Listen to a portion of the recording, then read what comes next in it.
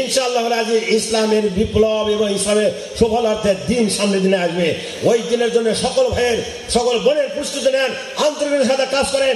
নির্বাচন জনগণকে শুধুমাত্র বলেন মুসলমানের দেশে আল্লাহর আইন চালু হবে, আল্লাহর আইন চালু ছাড়া কোনো আইন হবে না। মুসলমান অন্য কোনো দল করতে পারে না, ইসলামী আন্দোলন ছাড়া কোনো দল কোন মুসলমান করতে পারে না। গভর্নমেন্টকে আল্লাহ কোরআনে যা বলেছে এরা মুসলমান গভর্নমেন্ট, তা এরা করছে না।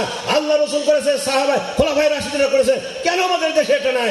সাধারণ মানুষের কাছে শুধু এই কথাটুকু দাওয়াত দিবেন, দেখো যে মানুষ আজকে হু হু করে আপনার দিকে আসবে, মানুষ প্রস্তুতি নিয়ে আসে, কিন্তু আমরা এগোতে পারছি না।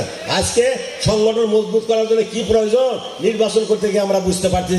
আমি এখন এক এলাকায় আছি, 144 জনের মধ্যে দেখলাম 80 জন উপস্থিত হয়েছে ওরকম, আজকে আর এক জায়গাতে 100 জনের মধ্যে 80 জন হয়েছে উপস্থিত। এই সব চাইতে হলো এই অবস্থাগুলো নিয়ে এখানে নির্বাচন করা যায়।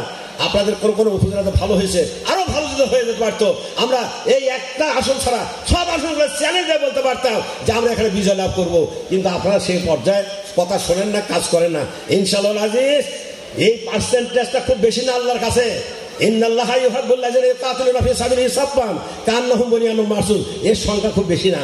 আপনারা সেই দলের মধ্যে পড়েছেন, আল্লাহর মেহেরবানি, আল্লাহর দয়া, কাজে এখান থেকে পিছিয়ে যাবেন না, ক্ষতিগ্রস্ত হবেন না।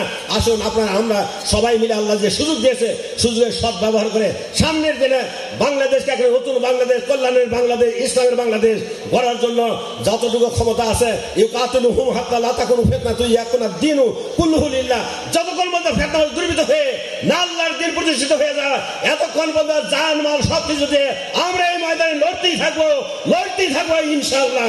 আল্লাহ আমাদেরকে তৌফিক দান করুন। আল্লাহ হাফেজ। বাংলাদেশ জিন্দাবাদ, বাংলাদেশ জামাত ইসলামী জিন্দাবাদ। আসসালামু আলাইকুম ওয়া রাহমাতুল্লাহ।